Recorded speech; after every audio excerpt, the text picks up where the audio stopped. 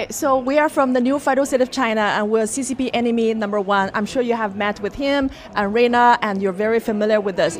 So we're deeply worried about the CCP's infiltration and weaponization of the U.S. justice system. And in today's hearing, and that's why we come here, we would like to have Jim Jordan to start immediate investigation into MilesGuo's case, because, I mean, he's CCP enemy #1, but he's behind the bar. And the real criminals are walking the street free. I mean, so are you deeply worried about the CCP's weaponization of this country's justice system, not just the Soros, but the CCP?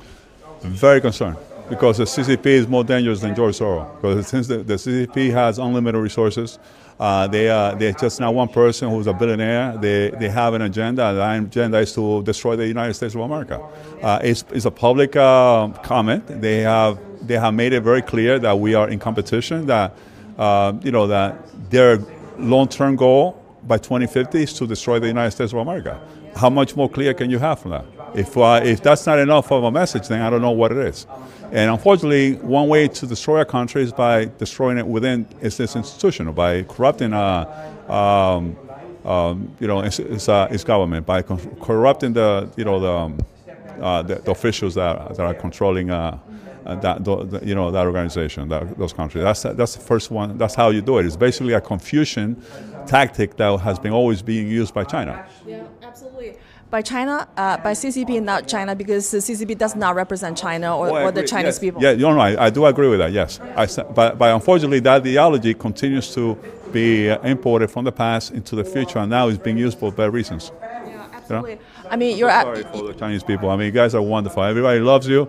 Everybody's in your side, and we are very concerned because we unfortunately don't have an opposition party here against the CCP in the United States of America, and that's a concern. And people are very concerned about it. It's just we have a problem like right now. Nobody supports the war in Ukraine. Nobody.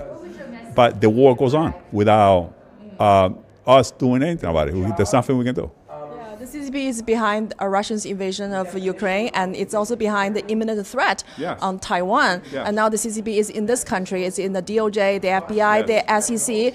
And so, as an elected official, what do you think that American government and people should do to stop the CCP's weaponization of this country's justice system? Because basically, they're stealing the rule of law from this country. Well, they need to be held accountable. Yeah. They need to be held accountable, and not only that, but also we need to take a very strong stance against them, because they're not our friends. I mean, they are our used to be our allies, okay, commercially, but they are no longer, a trustworthy partner. It's like a very good friend. You had a good friend before, and he turned against you. You had to walk away from that friend. Yeah. It's like a personal level, and unfortunately, the CCP is a very dangerous enemy that the United States of America has right now.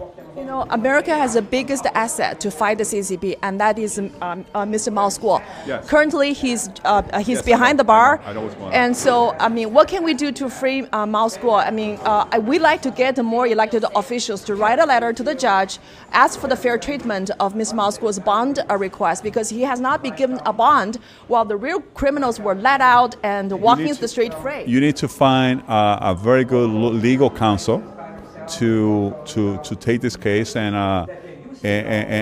we need to not just having officials write letters. We need to have people write letters to officials, forcing them to take action. That's how the democracy works. I mean, the people still have power, and we need to utilize the power by having campaigns. So if we have about 10 million people right now in Chinatown, let's have 10 million people write letters to their representatives, in their districts, not just only in Washington, but also in the city side, so people can be aware of what's going on and understand that the constituents are going to vote you out of office if you do not follow what the constituents want, because that's what democracy wants. Yeah. And thank you for standing with us. This is not about Mr. MilesGuo's personal fight for his own freedom. This is about saving America from the CCP's weaponization. I do agree with that 100%. It's a beautiful country.